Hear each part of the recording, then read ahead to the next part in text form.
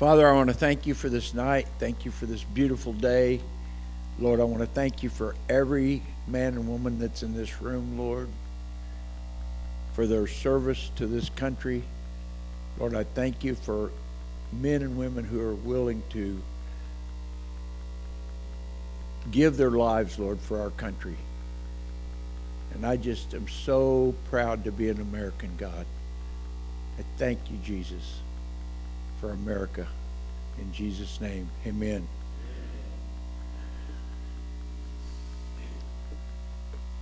I pledge allegiance to the flag of the United States of America and to the republic for which it stands, one nation under God, indivisible, with liberty and justice for all. Thank you, Bill. You're welcome. Yeah. So my friend Bill over here has quite an amazing story, quite an amazing ministry that he has. You guys, if you ever get a chance, look up Bill Coram. It'll blow your mind. But anyway, welcome everybody. I know some of you haven't been here before. Things don't get started also without us kind of getting you riled up a little bit. So I want to hear it from the Army. Let's hear it, Army. That's what it looks like. Marine Corps. Dang. Oh my goodness. Navy. It's pretty good. It's pretty good. There's like 4 of you right there. Air Force. One. All right. Coast Guard. Crickets. Space Force. One of these days, it's going to happen. Who knows? It might be that kid right there. You never know. Could be you. Don't say that. But welcome, everybody. Welcome. This is our 91st session of the F.I.S.H Speaker Series. Well, one started in a cigar place in Overland Park, Outlaw Cigar. You know, it's just grown and just keeps growing and growing. So we're excited that you guys are here tonight. So a couple of events that are coming up. This is something that we do twice a month, okay? This is the Veterans Fireside Group. It happens every other Wednesday. It was just yesterday, and usually they have a turnout of anywhere from 15 to 25 guys, and it is absolutely powerful. Only 2 rules at that fire. 2 questions are asked. What's God telling you, and what are you doing about it? Simple as that, Bill. That's it, and it's just a wonderful place for guys to just come and just enjoy each other's fellowship. We do have our 13th annual combat golf tournament coming up. Combat golf, because on one hole, the golfers have to tee off wearing 60 pounds of body armor. Yeah. And the reason for that is a lot of the people that play in that golf tournament never served in our military. And I want them to have a feeling of what our troops, what our military endure, what they're living in. You know, the weight of our nation. It's not easy. It may look like fun, but you guys know better than I, or those of us that didn't serve, that it's not light. The burden is heavy. So thank you guys. That golf tournament's already full. We have the largest turnout ever, 164 golfers. So yeah, that's phenomenal. If the golfers, 144 is usually the max. That's it. But this thing just keeps growing and growing, and we moved to another golf course, Prairie Highlands, really nice private golf course, and they just love us there, and they're making accommodations. Also, so that's Monday. Friday, we have Ag City Music Fest, celebrating America's 250th. A lot of music, a lot of great stuff going on there. We even have the All-Veteran Skydiving Team. If you guys don't know who this is, the All-Veteran Skydiving Team is made up of ex-Golden Knights. So it's going to be an incredible time, and we run a tight ship, right? They're all staying at my house. We're not getting them rooms. They're staying at my house. Say a prayer for me tonight on that. That's going to be crazy. All right, and this is the other thing. Justin, you want to say anything about this, Justin?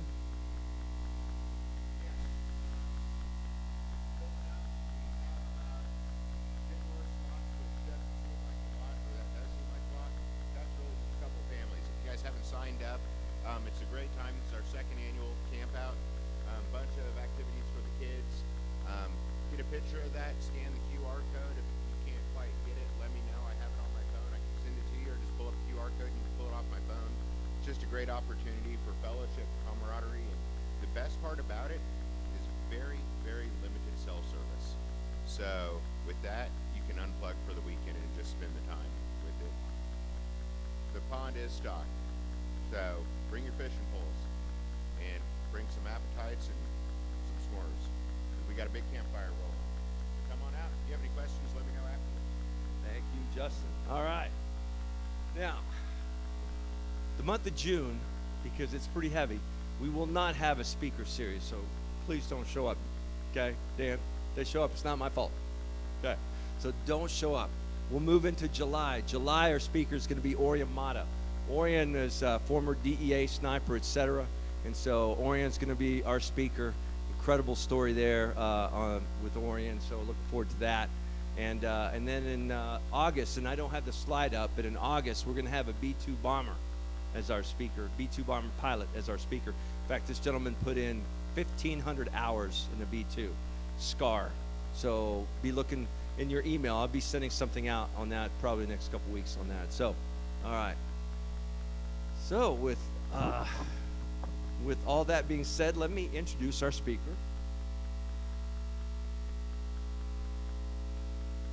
I've known this young man a long time.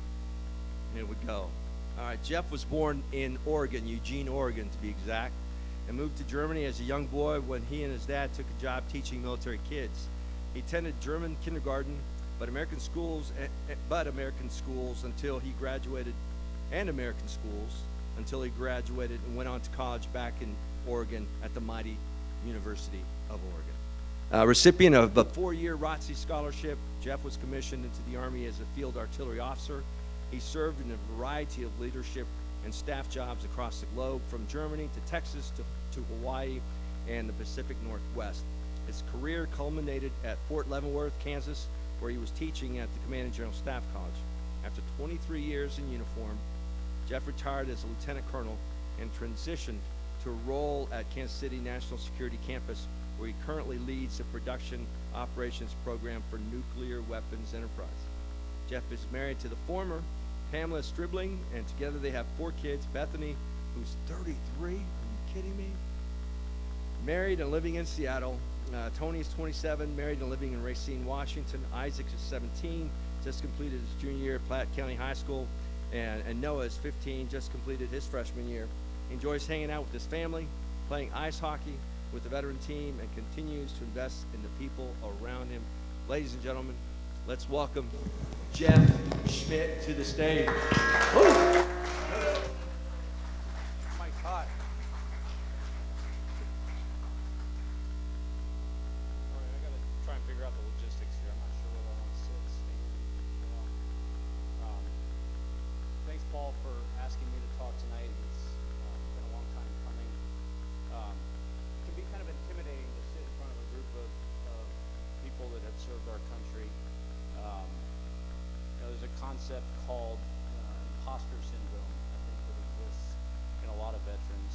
And it's where you're around people that you think are better than you are, and you kind of feel like you're faking it every day. And I do suffer from that occasionally. And so coming here tonight, I heard guys like Scott Jerebeck talk, a very distinguished former flag officer. I can't beat the story that Lindsay gave last month. That was absolutely incredible.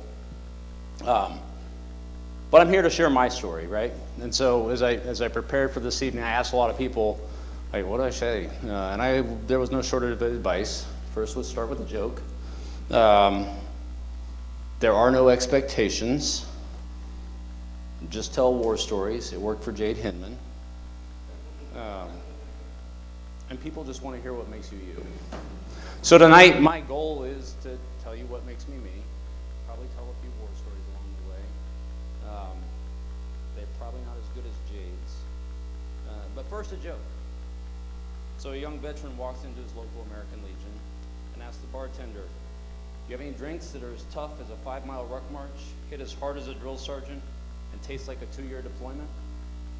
The bartender nods, pulls out a tiny Dixie cup of warm, bitter coffee, and says, "Here, drink this," and then complain about the VA for 6 hours.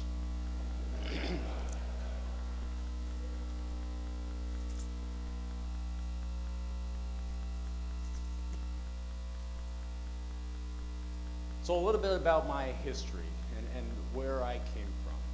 The picture you see here actually hangs proudly in my home office. From left to right, you'll see my great-grandfather, who was an artillery officer in World War I. Immediately to his right is my grandfather, a navigator on B-29s during World War II in the Pacific. To his right, my father, a U.S. Air Force Academy graduate, who didn't do a full career, but served in Southeast Asia for a tour, never got his pilot's wings and decided the Air Force was probably not the best career choice without pilot wings. And so he got out and went back to grad school to become a teacher. And about the same time he did that, I was born. I'm in the far right. I'm in rather strange attire in this picture. It is not your traditional military uniform, but the uniform that I wore at the grade of captain, or 03. And so this frame print is affectionately known in my family, at least, as the Four Captains. So my father went to Germany in 1978. I was 3.5 years old. There's some pictures a few years after 1978, but not too many. And I was, I spent my whole childhood in Germany. I went to a German kindergarten, as Paul sort of alluded to. I did attend American schools, so I had a very traditional American education. I say traditional because although I came back to the United States every couple of years to visit, that was part of my dad's contract with the Department of Defense, my perception of the United States was strongly influenced by AFN and the movies. And so I distinctly remember my freshman year of college at the mighty University of Oregon. Go Ducks, thank you there, Doug. I remember at like 1 o'clock in the morning, me and everybody in my dorm decided we were going to go to 7-Eleven. And I remember walking from my dorm to 7-Eleven at 1 in the morning thinking, what the heck? This is like living in a movie. Because on an army base in Germany, everything shut down at 8 o'clock at night. And so there were no 24-hour convenience stores. You certainly weren't walking there with all your friends at 1 in the morning, or the MPs would pull you over. So that was a bit of my childhood. And then I graduated from high school and I went to the University of Oregon on a 4-year ROTC scholarship. And I knew I was destined to be in the military, but I had no idea what that would mean for my long-term life and experiences.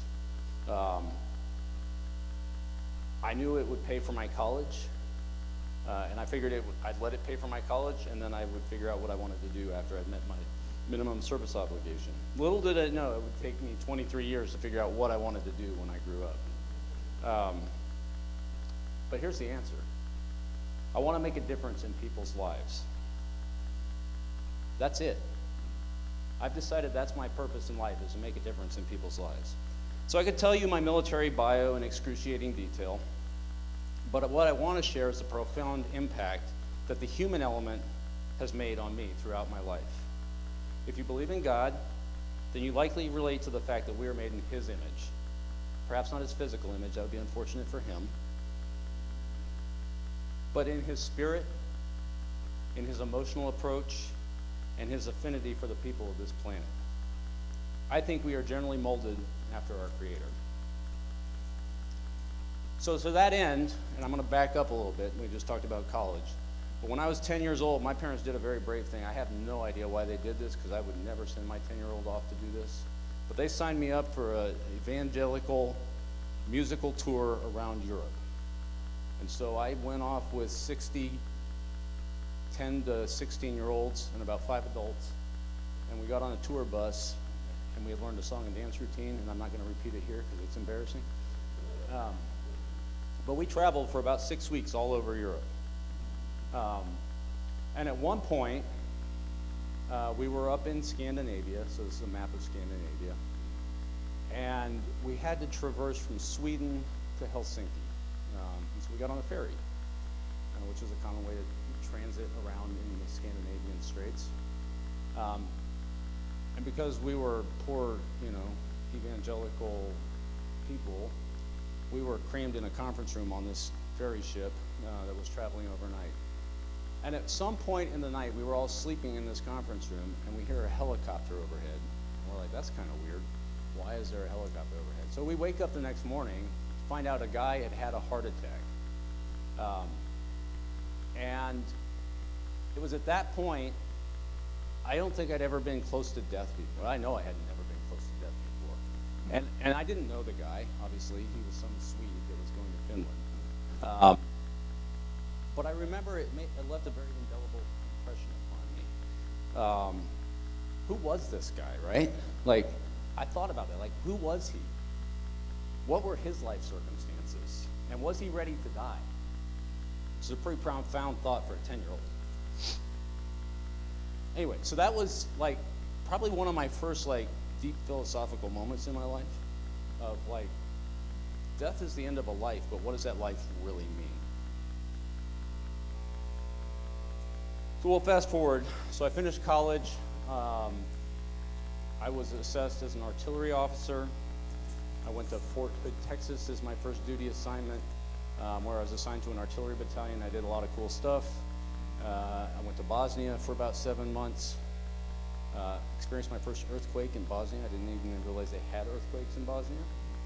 But sure enough, I was sitting in my tent, and the tent started swaying. I'm like, ooh, it's kind of fun. I got back from Bosnia, was a platoon leader for a while. And if you ask my wife, she was very quick to tell me that I was the best damn lieutenant in the United States Army. And I think there's certain points that I actually believe that. I was definitely overconfident, maybe a little bit pompous, and a little bit more arrogant than my experience actually merited. And I can say that now.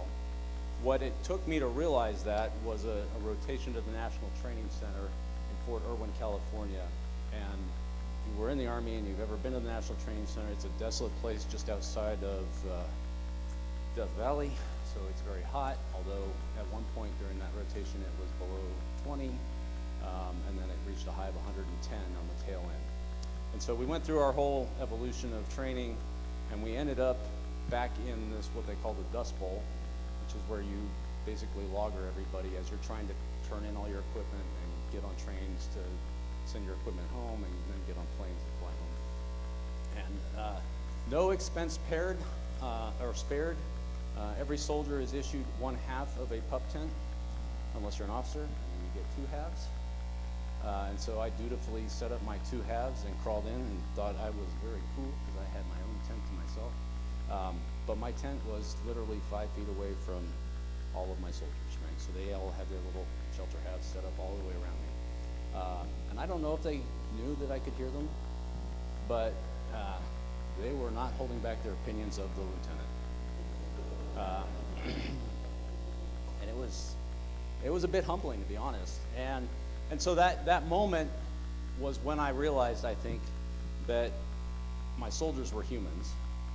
Not that I didn't know that, like, intellectually, but like the human nature of, they had feelings too, and they cared about what their lieutenant was doing to them, and they didn't always appreciate it. And I didn't, more importantly, I didn't always appreciate what they were doing for me. And laying there in a pup tent listening to them bitch about me made it very clear what they thought about me. And so I took that to heart. It changed the way I approached leading soldiers from that point forward. So fast forward probably another 6 months or so, I was hand-selected by the commanding general of the 1st Cavalry Division to lead a pretty prestigious unit, prestigious in my mind, maybe that's my former arrogance speaking, called the 1st Cavalry Horse Detachment. We had about 40 guys, 40 horses, 4 mules, 2 dogs, and 1 cat. So I had like a veterinary clinic and some soldiers to help run it. But we would travel all over Central Texas and a little bit around the world to go do public relations missions. We did a lot of parades where we would just sort of march down the street. We had about a 30-minute cavalry demonstration where we would demonstrate drill and ceremony of the late 1800s and weapons usage from that same era. A really cool time. And that was probably, I've had a lot of cool jobs, but that is definitely top 2. But a really critical thing happened. The pictures you see there are sort of some pictures from that era. The guy in the bottom right, that was about 15 years later, I bumped into Larry Corson at Fort Lewis, Washington, long ways from Fort Hood, Texas, and we reconnected and took a picture. But it speaks to the very deep personal relationship that I developed with all 40 of those guys, and it was probably closer to 60 by the time I'd been there for a year and a half as people rotated in and out. But there was one particular soldier named Brandon Askew, Corporal Brandon Askew. And if you've been in the Army recently, you know the Army doesn't just bestow the rank of corporal on everybody. If you just follow a very mediocre career path, you would be a specialist at that point. But those that sort of rise above and beyond are promoted to the rank of corporal. It's a lateral promotion, and you're given more leadership responsibility. So I had Corporal Brandon Askew, and he was a good soldier. Really focused hard on his training, had learned how to ride a horse very well, had progressed quicker than most, and really demonstrated a lot of leadership. Corporal Brandon Askew had one problem. He liked cocaine. And I found out about it when his platoon sergeant pulled me and the first sergeant into my office and said, "Hey, sir, we got a problem." And they laid out, "Hey, Corporal Askew had come to us. He doesn't know what to do. He really likes this unit, but he can't break the habit." And so by all rights, right, it's a special unit. I could have very easily just said, "Okay, well, he's gone," right? No harm, no foul for me. It's what the Army would have expected me to do. I could have kicked him out of the Army completely, but my first sergeant talked me into giving the guy one chance. And that one chance made a difference in Brandon Askew's life. Sorry, I'm a pretty emotional guy. If you know me at all, you know that when I start talking about my soldiers, I get choked up, and that'll come out in my story a little bit later. But Brandon Askew took that chance, self-referred himself to rehab, got himself clean. He was the best damn soldier I had in that unit from that point forward, hands down. And not only that, but he had the internal conviction that if he was given a second chance, he should help other people have that same second chance. And so in preparing for tonight, I reached out to my former First Sergeant, Scott Shuley, and I said, "Hey, what's going on with Brandon Askew?" Because I haven't kept up with him. He said, "Brandon's doing great. He'd stayed in the horse detachment for a few more years after I left, deployed to Iraq, got wounded, was medically discharged, and then moved up, I believe, to Indiana. Started working for Trader Joe's. Started at the bottom. At some point, he and his wife moved back to California, which is where he was originally from. He's now a regional manager for Trader Joe's. So I'm super proud of Brandon. And it's not that it was maybe my best decision from a military perspective, but I can tell you from a personal decision, it's probably one of the biggest pride points I have is that I gave him a second chance. He capitalized on it, and he's a better person today for it.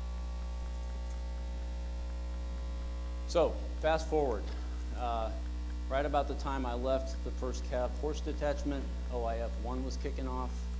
There was a bunch of people over in Afghanistan. I went to some schooling, and then I showed up in Baumholder, Germany, where I was assigned to Old Ironsides and the Iron Steel Division Artillery Brigade. That's me on the day of my deployment. Actually, I think the picture in the middle is on the day of my redeployment. But the two on the outside, me and what I thought was my full combat load, not actually, and then me just posing for my wife in the wee hours of the morning as I was preparing to go get on a plane. So OIF was fun. I was there for about 12 months, and then they decided they needed to stay a little bit longer, so they said, "Oh, by the way, you're staying there for 3 more months." It was hot, it was dirty, and I was super happy to get home. I came back and got integrated into an artillery battalion, a rocket battalion. This is the rocket battalion I was assigned to. All of the battery commanders, first sergeants, and staff. We took a little trip up to Normandy, where we stood on the beaches of Omaha, where our battalion had come ashore on D-Day. Well, it wasn't actually D-Day. It was probably about But same beach that D-Day occurred on, same spot, as best we can tell, of where our battalion came ashore. And we wandered all the way out to about the depth we believed that the ships would have dropped their ramps and let soldiers run. So that was kind of a cool experience. And then that point, they gave me a battery to command, which is a scary thought. I'd already commanded a horse detachment. I thought that was pretty cool, but this was arguably almost cooler. And so I was an acquisition radar battery commander, where I took the battery right on the heels of redeployment from their first deployment, and was given the enviable task of sort of rebuilding them after the refit period. So we refit them for about 6 months. We started retraining, and about the time we started to retrain, we got a deployment order from my battery. Not my battalion, not my division artillery brigade, but my battery. The rest of them were all staying home.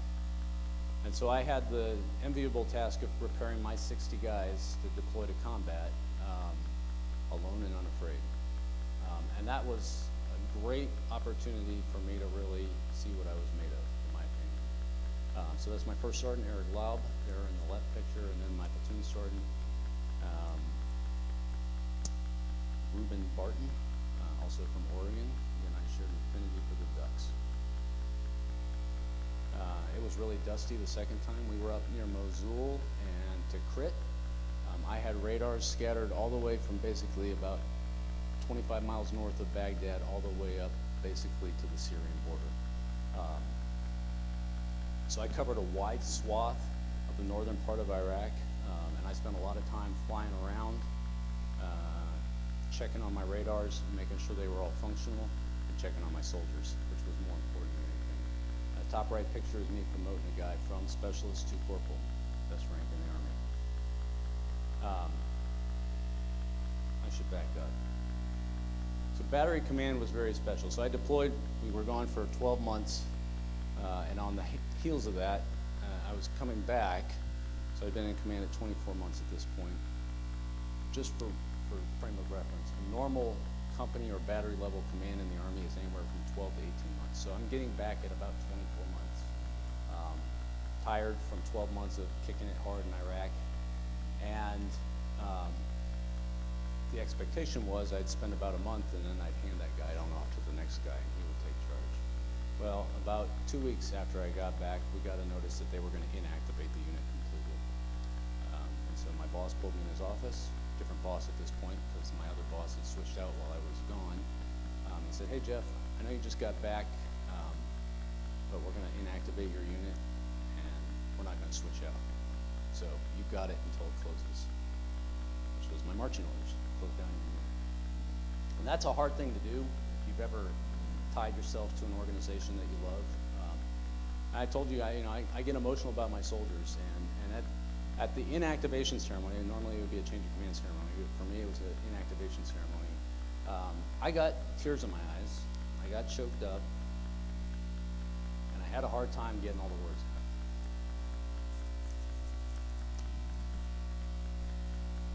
And it was probably 8 years ago now, I get an email from one of my soldiers. He said, "Jeff," at that point he called me Jeff because I was out of the Army, he was out of the Army. "Jeff, I didn't realize how much you cared until your relinquishment ceremony where you started crying." And to me, that just resonates that my love of those people and my care and feeding of those soldiers was reciprocated, and that they could feel the love that I had for them.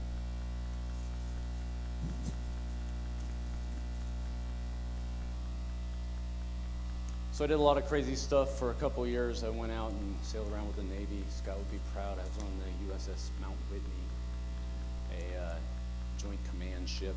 I have no idea how the Navy does that long term. I was ready to jump overboard after about 3 days.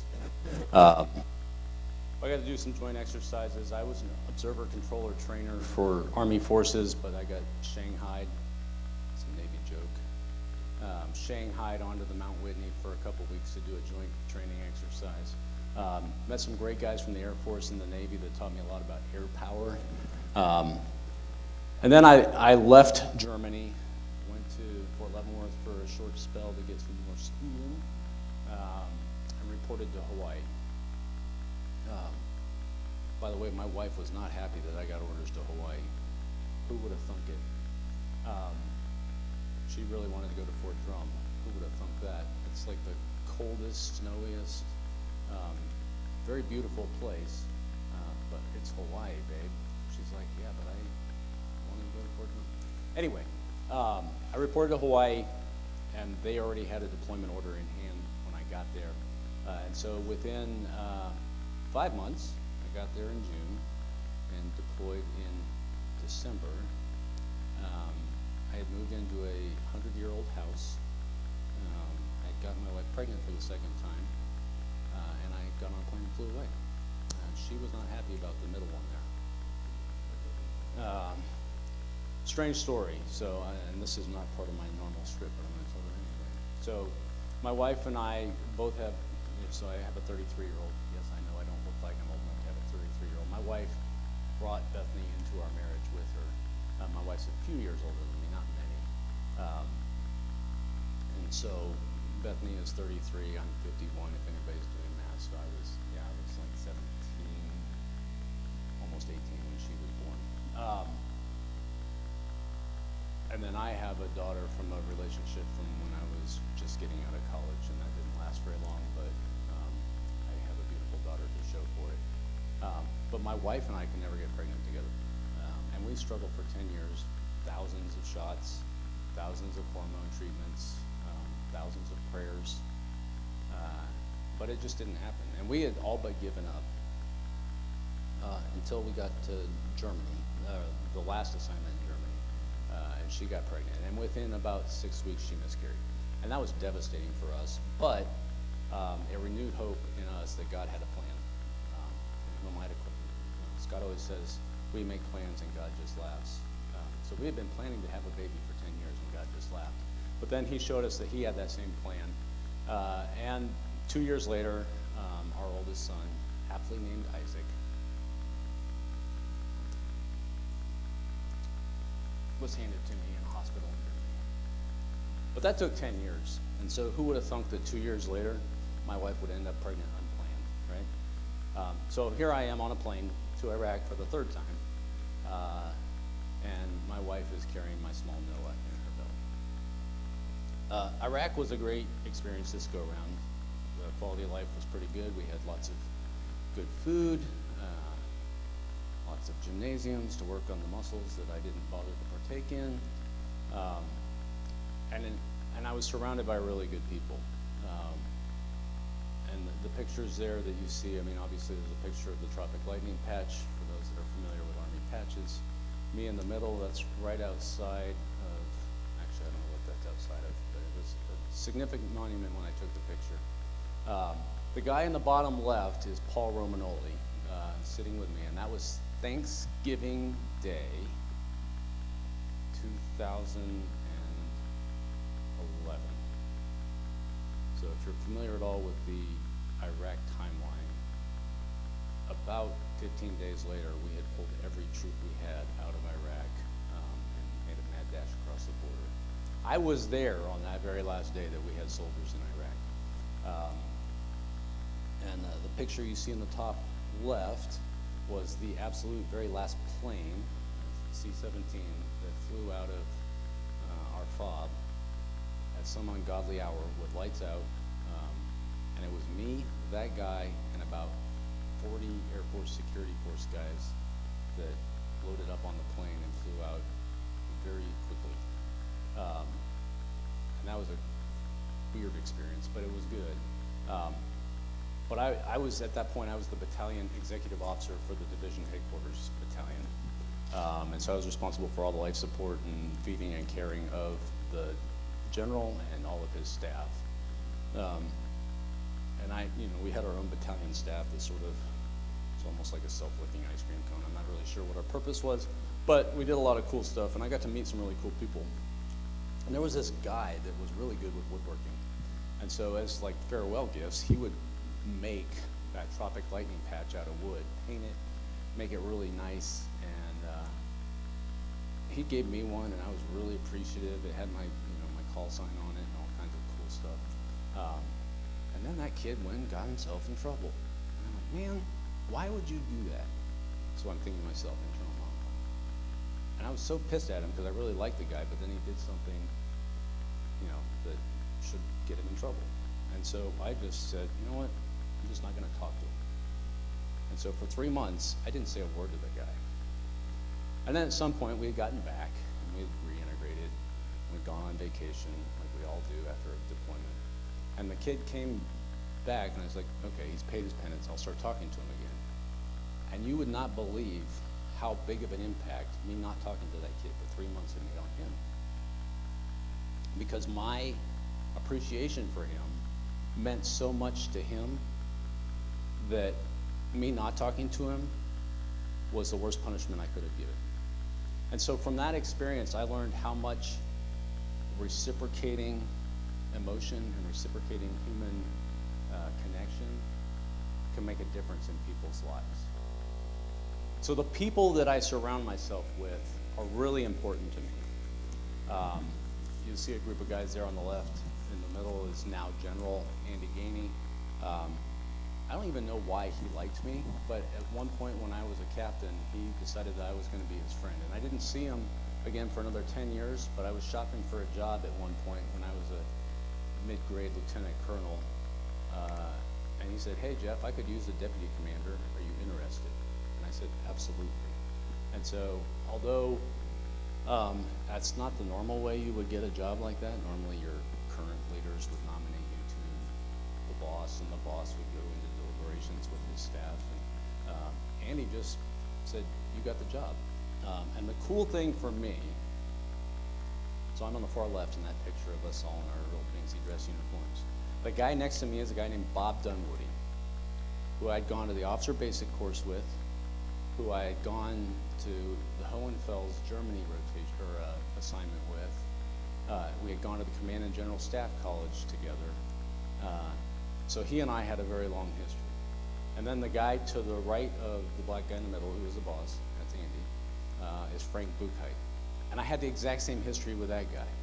He and I had gone to the officer basic course together. We'd been in Hohenfels, Germany together, and then we had all shown up in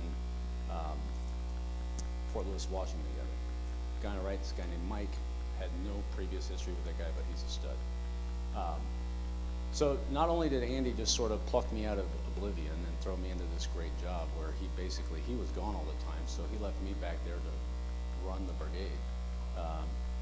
I was surrounded by two guys that I really respected and considered my close friends. And so we had a really tight relationship as a group of commanders and / deputy commanders that I still treasure their relationships today. And then my best friend in the whole wide world is that lady who's a little bit washed out in the top picture, but is absolutely gorgeous. And she and I will have been married 28 years this summer. So she's awesome. She would have been here tonight, but my son's baseball coach decided to schedule an extra practice tonight, and so she's taking him to practice and leaving me on my own, which is probably for the best for me. I'd probably get in trouble for showing these pictures. But now I'm lucky, so I got out of the Army and like all these great leadership experiences and all these great people that I got to meet, and I'm like, man, I'll never find that quality of work or that quality of companionship and camaraderie in the civilian world. Like, the Army's special, right? And everybody tells you that. But I get pulled into conversations all the time with folks that are transitioning out of the military. And that's one of the things that I really enjoy doing, is sitting down and talking with people about my transition out of the Army. And that's another story that I could spend another 30 minutes telling that I'm not going to tonight. But I landed in a place called Kansas City National Security Campus, and I found that the people that work there are every bit as awesome as the people that I left in the military. And so I've been fortunate enough to be able to curate a team that I feel very confident in, that I've developed deep relationships with, and you can see a lot of pictures of them there. Over the years, the team's changed a little bit, but we've always had a great working relationship that I think is really because of my appreciation for people. And so I had a conversation with the lady there in the top right picture that's sort of right next to me. Her name's Amanda. I had a conversation with her earlier this week, and we were talking about why our team was so awesome. Not like Lego Movie awesome, but just awesome. And she said some flattering things about me, but I don't believe it's about me. I think it's about when you realize how much you care about your team and you invest in their growth and you care more about them being successful than yourself being successful, the team flourishes. And so I think the old adage of if you take care of your people will take care of you. And I firmly believe that. So I don't know if you can read that. It's a very long quote from former President Bill Clinton. But I'd be remiss if I didn't acknowledge the fact that we're meeting here tonight on the forefront of Memorial Day weekend. You know, different folks have different opinions about what Memorial Day should be. A lot of folks think that firing up the grill and having a backyard barbecue and getting the pool open and going to the lake and just hanging out with friends is how you should celebrate, right? It's the kickoff of summer.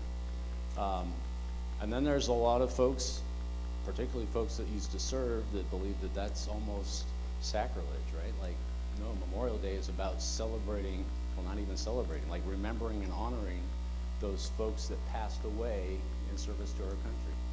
And I don't think either one is right or wrong, right?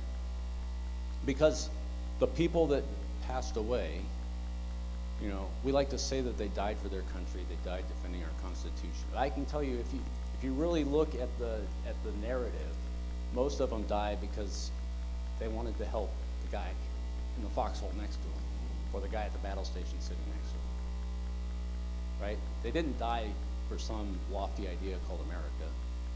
I love America. I think it's the greatest country on earth. But I'm gonna die for the guy standing next to me, right?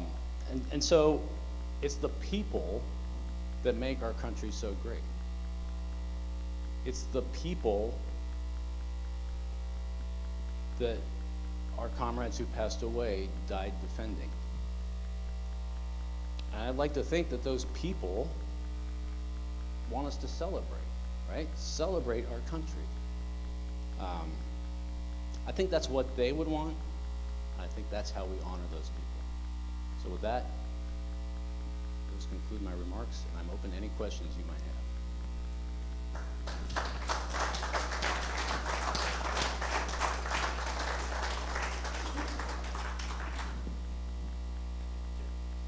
Yes, sir. I'm not Dave Miller, retired Chief Warrant Officer. Yes, sir. I'm not familiar with the artillery game. You mentioned early on, you went and checked all your radars. Yes, sir. Tell me about that. Radar.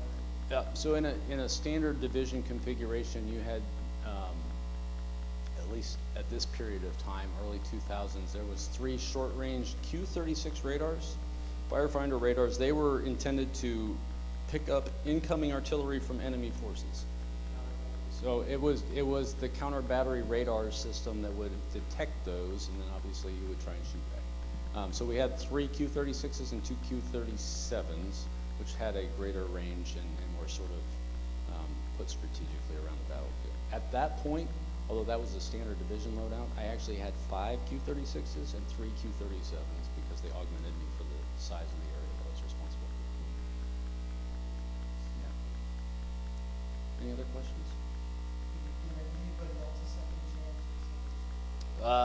That's a loaded question. I did.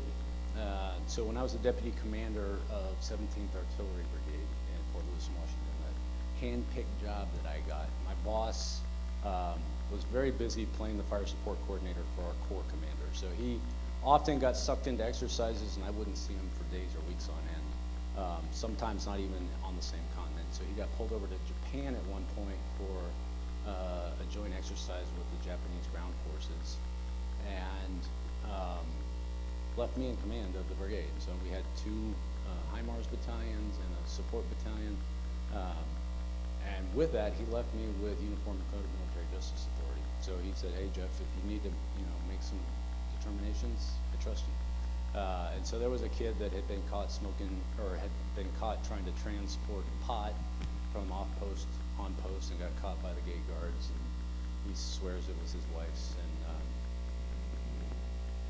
And I leaned back on the Brandon Askew story, and I said, well, every kid deserves a second chance.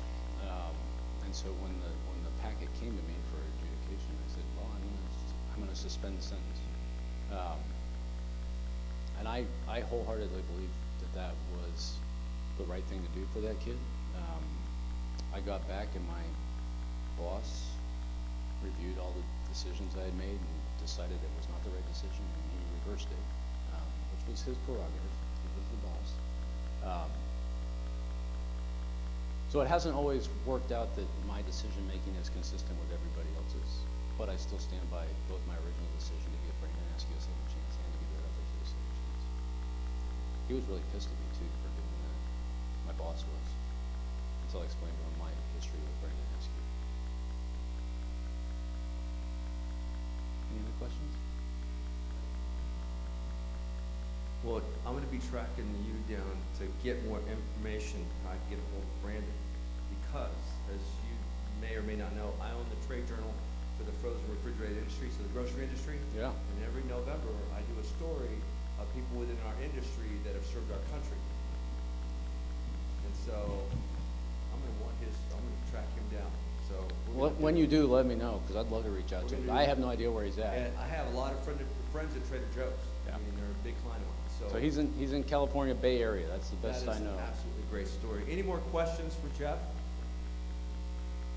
Hey, I appreciate it. Anybody? Oh, Okay, Andy, go ahead. just in the lick of time. Uh-oh, look out. You're gonna send me a zinger. So that New Year's Eve was that you, My pupped in. I knew that. what was the favorite thing you heard amongst the fellas? I don't remember the exact words, but it was something to the effect of, the effing lieutenant doesn't know what the hell he's doing. He got lost 3 times while he was out here, and he expects us to do our job. Well, you're not the only lieutenant that's in there. Yeah. I want to know, why were you stationed on board a ship? Well, You were Army. I was. Artillery. Yeah. You were stationed on board. I just asked because I was Navy and never had. Well, He was not. I tried to get sea pay, and they said, no, you have to spend at least 30 days at sea. 31 days, and so I missed it by like 10.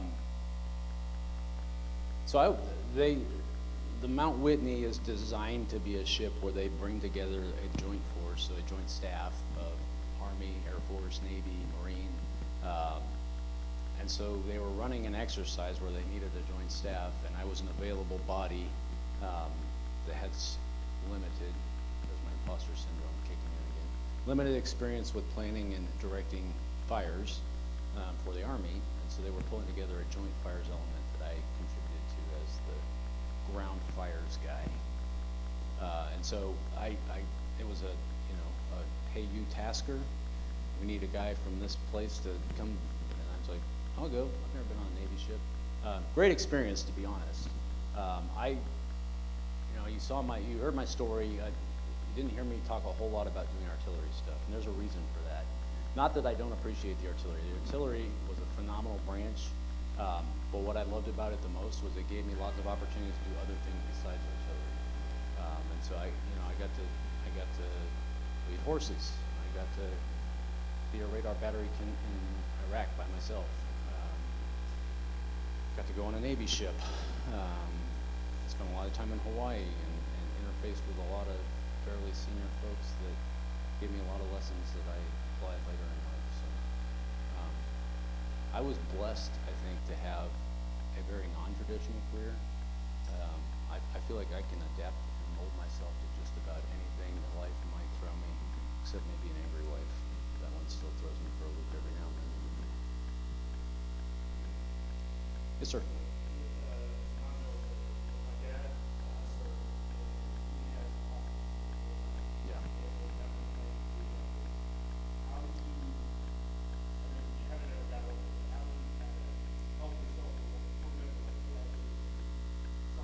Well, I come to American Legions and give talks, and then people give me applause, and I feel better. But no, I'm just kidding. No, I think I'm probably not the right guy to ask because I don't know that I have overcome imposter syndrome. I think I've developed a confidence in who I am, though. And while I don't, again, sitting up here today, and I listen to Scott talk, and I listen to Lindsay talk, and I listen to Jade talk, and like their stories were amazing. And mine, I feel like my story is pretty boring, which is why I had to go in sort of a different direction. But I think it's important to just be yourself and be comfortable with who you are. And while you may not feel like you're worthy of the praise and adulation that some people like to give veterans, and I always am befuddled at how to respond when somebody says thank me for my service. Because I honestly don't believe that I deserve any thanks. I went voluntarily. I did it knowingly. And I feel like the Army gave me way more than I ever gave the Army.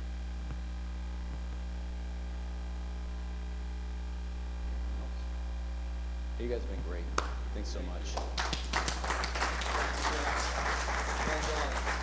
Well done. That was awesome. Thank you, sir. Appreciate that. Well done, Jeff. That was powerful, man. Really powerful. So, before we get on to the raffle and everything, so Fish went fishing. The way that we do things, people usually don't come to us. When they do come to us, we ask a lot of questions, but had a situation recently where we went fishing and we found somebody that we want to introduce you to. So I'm going to have Justin tell us a little bit more. Come on up, Justin. Awesome.